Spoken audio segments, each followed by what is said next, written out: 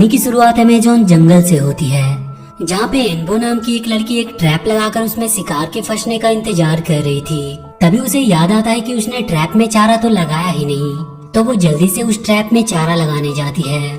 उसके बाद जब वो वहाँ से वापस आने लगती है तो उसे अपने पास किसी शिकार के होने का एहसास होता है। लेकिन जब वो वहाँ पर एक बंदर को देखती है तो वहाँ से जाने लगती है और जाते हुए गलती से वो अपने ही ट्रैप में फंस जाती है। इसके बाद हम उस जंगल के कंदामो नाम के कबीले के मुखिया और उसकी बेटी जूमी को देखते हैं।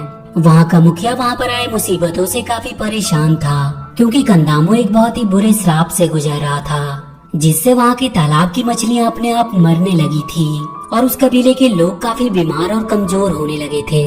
कंदामो का मुखिया भी काफी बीमार और कमजोर हो गया था, इसीलिए अब वो अपने पूरे कबीले की जिम्मेदारी अपनी बेटी जूमी को देना चाहता था, क्योंकि उसे लगता था कि जूमी ही कंदामो को श्राप से मुक्ति दिला सकती है। इसीलिए वो उस रात जूमी को उस कबीले की जिम्मेदारी देने का डिसाइड करता है। वहीं एनबो अभी भी उस ट्रैप में फंसी होती है। तभी उसके पास उस कबीले का सेनापति एटोक आता है, जिससे एनबो अपने आप को नीचे उतारने में उसकी मदद मांगती है, क्योंकि उसे अपनी दोस्त जूमी के मुखिया बनने के समारोह में जाने में देरी हो रही थी। लेकिन एटोक उसे नीचे उतारने से मना कर देता है और उससे कुछ दूर एक चाकू को रखकर वो एनबो से अपनी मदद खुद करने को कहता है और वो ये कहते हुए वहाँ से चला जाता है।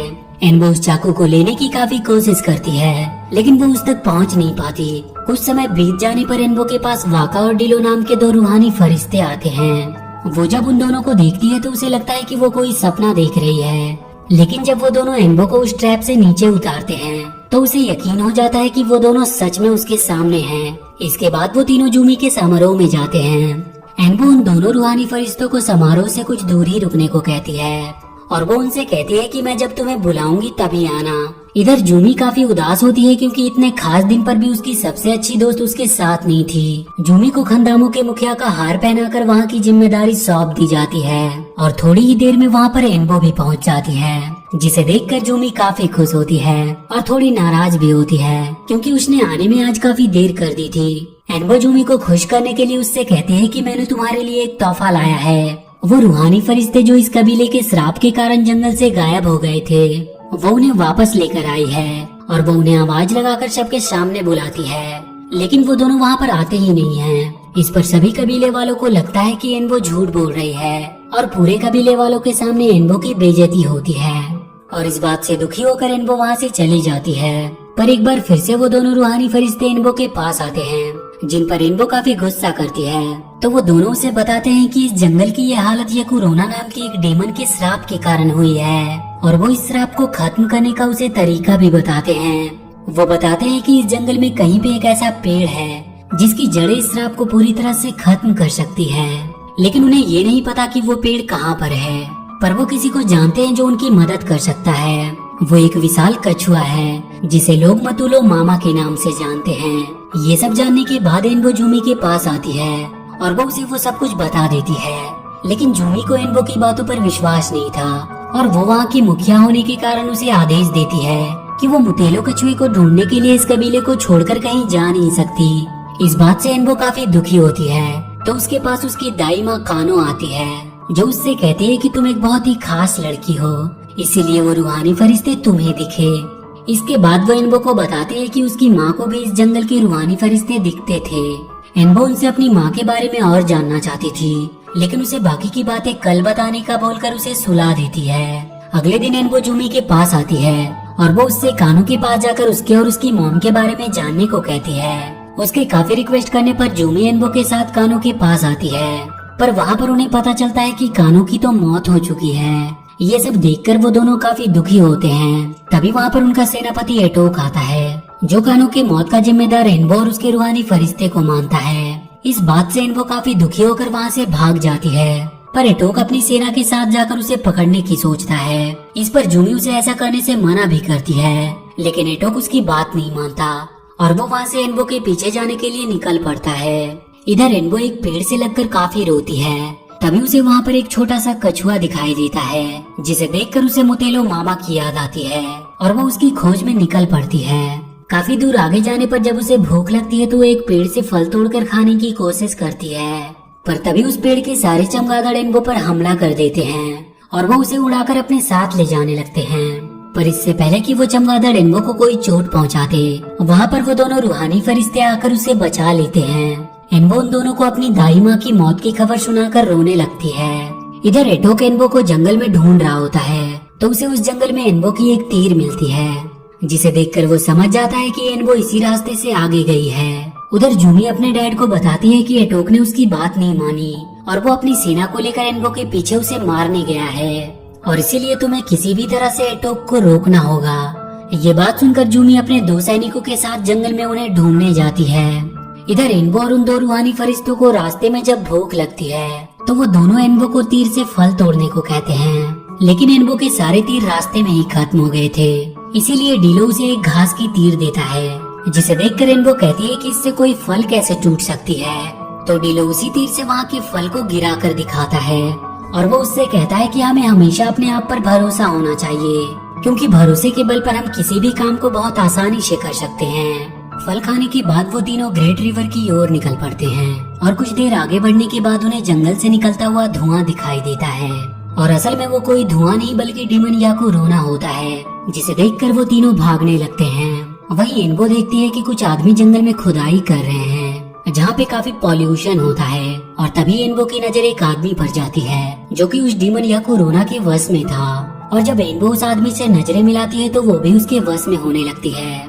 लेकिन तभी वाका और डीलो एनबो को लेकर वहाँ से भागने लगते हैं। वो डिमन याकुरोना उनका पीछा करता है, तो वो तीनों अपनी जान बचाने के लिए एक नदी में कूद जाते हैं। थोड़ी देर बाद एनबो जब नदी में अपना मुंह धोने लगती है, तो कोई पीछे से आकर उसे पकड़कर वहाँ से ले जाता है।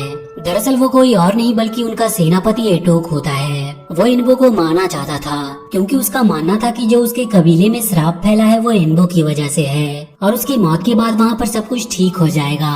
तभी वो जिस पेड़ पर होते हैं वो पेड़ हिलने लगता है, जिससे एटोक जमीन पर जा गिरता है, और एनबो एक तालाब में। तालाब के किनारे आने पर उसे एक छोटा सा कछुआ दिखाई देता है, और वो उस कछुए का पीछा करने लगती है। वो कछुआ एक गुफा के अंदर चला जाता है, और वहीं पर एनबो को वो मटुलो मामा मिलते हैं। एनबो उनसे कहती है कि वो कंदामो को श्राप से मुक्त कराने वाले पेड़ की जड़ ढूंढ रही है। तो मटुलो मामा उसे बताते हैं कि वो पेड़ वहीं पर है जहाँ तुम खेलती हो, और उसी पेड़ में तुम्हारी माँ की आत्मा रहती है। उस पेड़ की जड़ को तुम्हें एक चाकू से काटना होगा, जो आसमानी पत्थर से बना है, और ऐसा करने से जंगल का वो श्राप खत्म हो जाएगा। ये बात सुनकर एनबो उससे पूछती है कि वो आसमानी पत्थर कहाँ पर मिलेगा। तो वो एनबो को बताते हैं कि ये आसमानी पत्थर पलेजो के पास मिलेगा, जो एक ऊंचे पहाड़ की चोटी पर रहता है। वो उसे ये भी बताते हैं कि पलेजो को मीठा खाना बहुत पसंद है, इसीलिए वो जब भी जाए उसके लिए मीठी पत्तियां जरूर लेकर जाए। ये बात सुनकर एनबो पलेजो को ढूंढने के लिए निकल पड़ती है। उधर एटोक पेड़ से गिरने की वजह से बेहोश हो गया था। तभी उसके पास वो आदमी आता है जो याकुरोना के वश में था। इधर काफी दूरी तय करने के बाद एनबो बेहोश हो जाती है, और जब उसकी आंखें खुलती है तो वहाँ पर वो उन्हीं 2 रूहानी फरिश्तों को देखती है, और वो उन्हें मुटेलो मामा की सारी बातें बता देती है। इसके बाद वो तीनों एक गाड़ी बनाते हैं, और एक मीठी पत्तियों वाले पेड़ को लेकर पलेजो की तलाश में जाने लगते हैं। पलेजो जिस चट्टान पर रहता था वो काफी ऊंची होती है, इसीलिए उन्हें वो पेड़ वहाँ पर ले जाते हुए काफी दिक्कत हो रही थी। वहीं हम जूमी को देखते हैं, जिसे जंगल में एटोक और वो आदमी मिलता है। दरअसल वो आदमी एक साइंटिस्ट था, इसीलिए वो जूमी से कहता है कि वो उसके कबीले वालों को ठीक कर सकता है, क्योंकि उसके पास काफी एडवांस दवाइयाँ होती है। लेकिन जूमी को दवाइयों के बारे में कुछ भी पता नहीं होता है। वो उसके लोगों को ठीक करने के बदले में जूमी से सोने की मांग करता है। तो जूमी इसके लिए तैयार हो जाती है, क्योंकि वो किसी भी तरह अपने लोगों को ठीक करना चाहती थी। इसके बाद वो सभी कंदामो वापस जाने लगते हैं। इधर एनबो और वो 2 रूहानी फरिश्ते किसी तरह बहुत सारी मुश्किलों का सामना करते हुए उस पेड़ को लेकर पलेजो के पास पहुंचते हैं। एनबो पलेजो के पास जाकर उससे कहती है कि उसे मुटेलो मामा ने भेजा है, और वो उससे वहाँ पर आसमानी पत्थर लेने आई है। पहले तो पलेजो इधर उधर की बातें करता है, लेकिन जब एनबो उसे मीठे पत्तों वाली पेड़ दिखाती है तो वो उसे आसमानी पत्थर देने के लिए मान जाता है, और साथ ही वो उस पत्थर का एक चाकू भी बना देता है। तभी वहाँ की चट्टानें अचानक से हिलने लगती है। दरअसल उस चट्टान पर ज्वालामुखी फटने वाला होता है। तो पलेजो उन्हें वहाँ से जल्दी से जाने को कहता है, और जब वो तीनों वहाँ से जाने लगते हैं तो वहाँ का एक ज्वालामुखी फटता है, जिससे उनके वापस जाने का रास्ता बंद हो जाता है। तो एनबो पलेजो से उसका पंख मांगती है, और इसके बदले में वो और भी मीठी पत्तियों का पेड़ लाने का वादा करती है। पलेजो अपना वो पंखा उन्हें दे देता है, और वो तीनों उस पंखे की मदद से वहाँ से निकल जाते हैं। जब वो दोनों उस चट्टान के चोटी पर पहुंचते हैं तो वो तीनों उस पंखे की मदद से वहां से जाने की कोशिश करते हैं, लेकिन वाका का वजन काफी ज्यादा होता है, इसीलिए वो पंखा टूट जाता है। तो वाका उन दोनों को ही वहाँ से नीचे जाने को कहता है और वो ये कहते हुए उन्हें पंखे के साथ नीचे धक्का दे देता है, जिससे इन्बो और डिलो सीधा उस पेड़ के पास पहुँच जाते हैं जहाँ पर इन्बो खेला करती थी।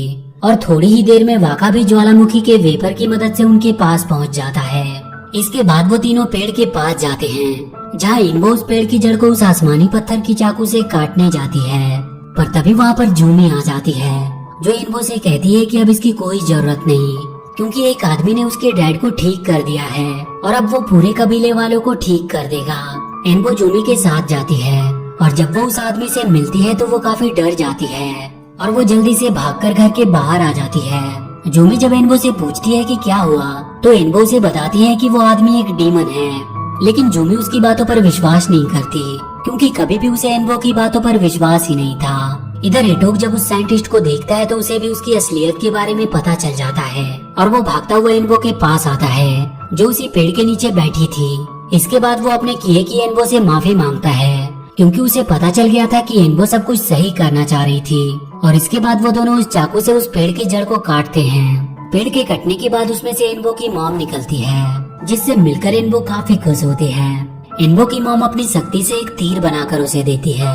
इधर जूमी और उसके डैड भी याकुरोना के वश में हो गए थे, इसीलिए जूमी उस साइंटिस्ट के सामने सबको झुकने का आदेश देती है। सभी लोग उसकी बातों का पालन करते हुए उसके सामने अपना सर झुका देते हैं। इधर इन्बो की मॉम सोना निकालने वाली मशीनों को रोकती है और वो उस साइंटिस्ट के पास आती है और यहाँ पर हमें पता चलता है कि वो साइंटिस्ट तो इन्बो का डैड है, जिसे काफी समय पहले उसकी मॉम वहाँ पर लेकर आई थी, लेकिन अब वो याकुरोना के वश में हो गया था। ये बात सुनकर याकुरोना को गुस्सा आ जाता है और वो अपने असली रूप में आता है और इसके बाद वो जूमी को लेकर उन मशीनों की ओर चला जाता है। ये देखकर वो सभी जूमी को बचाने के लिए याकुरोना के पीछे जाते हैं और इसके बाद इन्बो जूमी को बचाने के लिए याकुरोना को जादुई तीर से मारने की कोशिश करती है, लेकिन वो उसे अपना डैड समझकर वो तीर चला नहीं पाती।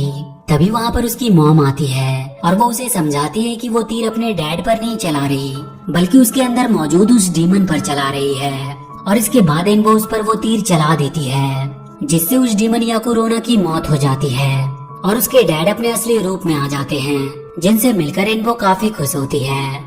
इसके बाद इन्बो के मॉम और डैड उसी पेड़ के अंदर समा जाते हैं और उसके बाद से पूरे कंदामों में खुशहाली छा जाती है। और इसी के साथ ये मूवी यहीं पर खत्म हो जाती है। तो वीडियो अगर अच्छी लगी हो तो please do like and share the video and please subscribe to my channel and press that bell icon.